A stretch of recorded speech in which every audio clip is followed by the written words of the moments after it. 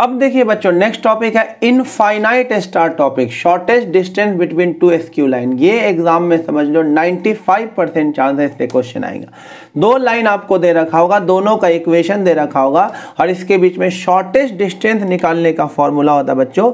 ये equation vector form में भी लिखा हो सकता है या फिर कार्टेशियन फॉर्म में भी लिखा हो सकता है। तो आपको ए और बी पहचानना दोनों में आता है। वेक्टर फॉर्म में तो ए और बी डायरेक्ट दिया रहता है तो इसके लिए कोई दिक्कत नहीं, या कार्टेशियन फॉर्म में दिया हो तो ए और बी कैसे निकाल दो मैं समझा दूंगा।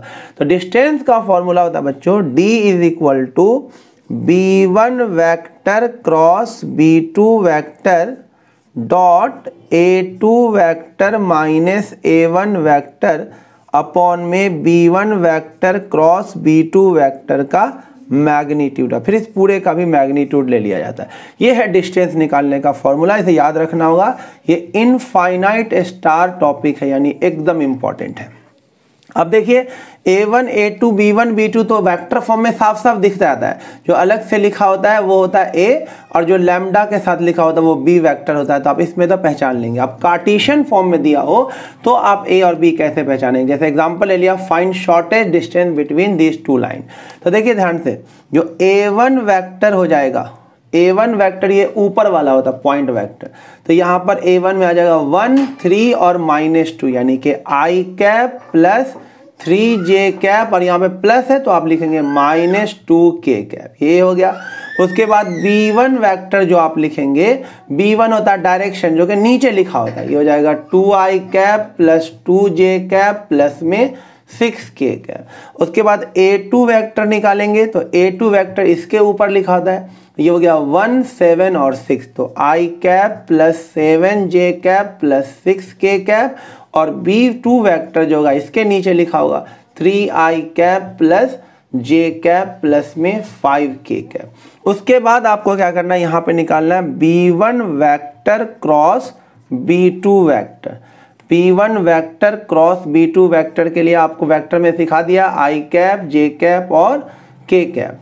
b1 के कोफिशिएंट को लिख दीजिए 2 2 6 और ये 3 1 5। अब इसका आप क्रॉस प्रोडक्ट कर दीजिए तो आपको वेक्टर में सिखा दिया, इसको ऐसे करेंगे 10 - 6, ये हो जाएगा 4। फिर -j कैप, इसे 10 - 18, ये हो जाएगा -8, और फिर प्लस का k कैप, ये हो जाएगा 2 - 6 - 4। तो ये आ जाएगा यहाँ से 4i cap plus 8j cap minus का 4k कैप। अब हम निकालेंगे a2 - a1 वेक्टर। a2 में से a1 को माइनस कर दीजिए, ये a2 रहा और ये a1, इसको माइनस करते हैं। a2 - a1, तो यहाँ से माइनस कीजिए, a2 माइनस a, तो 0 ही हो जाएगा। 0i कैप, इसमें से माइनस करेंगे तो ये कितना हो जाएगा 4j कैप, और इसमें से माइनस करेंगे तो प्लस का 8k कैप। अब इन दोनों का डॉट करना, किसका किसका, b1 क्रॉस b2 जो निकला है, और उसका डॉट करना आपको a2 - a1 के साथ। डॉट कीजिए तो i को i से मल्टीप्लाई 0, j को j से मल्टीप्लाई यानी 32, और k वाले को k से मल्टीप्लाई -32। ये आ गया, यानी आंसर क्या आ गया 0।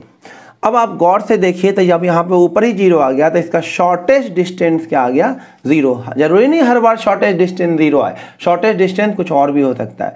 तो अब जैसे यहाँ पे आ जाता 5, तो ऊपर 5 लिखते हैं और यहाँ लिखते हैं b1 क्रॉस b2 का मैग्नीट्यूड, और यहाँ से निकाल लेते हैं b1 क्रॉस b2 का मैग्नीट्यूड। बट इस केस में शॉर्टेस्ट डिस्टेंस 0 आने का मतलब ये हुआ कि ये दोनों लाइन इंटरसेक्ट करेगा। तो आपसे एक क्वेश्चन ये बन गया, इससे पूछा जाएगा आपसे एग्जाम में कि शो करो ये दोनों लाइन क्या कर रहा है, इंटरसेक्ट कर रहा है। तो उसके लिए आपको शॉर्टेस्ट डिस्टेंस को 0 निकाल के दिखाना पड़ेगा। तो आप बोल दोगे कि वो लाइन क्या कर रहा है, एक दूसरे को इंटरसेक्ट कर रहा है।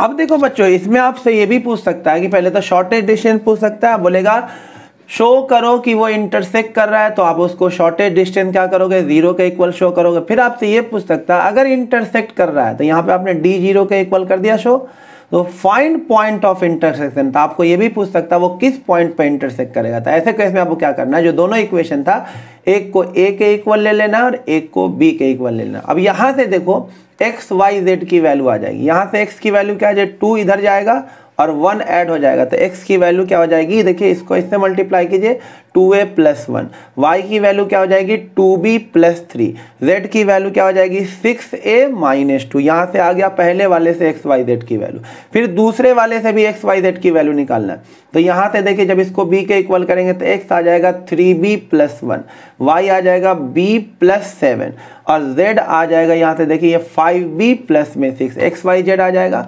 अब दोनों के x को इक्वेट कर दो, इसका x और इसका x इक्वेट कर दो। 2a प्लस 1 किसके इक्वल हो जाएगा 3p प्लस 1 के, तो यहाँ से एक इक्वेशन बन गया। फिर दोनों के y को इक्वेट कर दो, 2a प्लस 3, 2a प्लस 3 किसके इक्वल हो जाएगा b प्लस 7 के, यहाँ से एक इक्वेशन आ गया। अब इन दोनों को सॉल्व कर लीजिए एलिमिनेशन से जो 10th क्लास में करते, b की वैल्यू आ गई -2।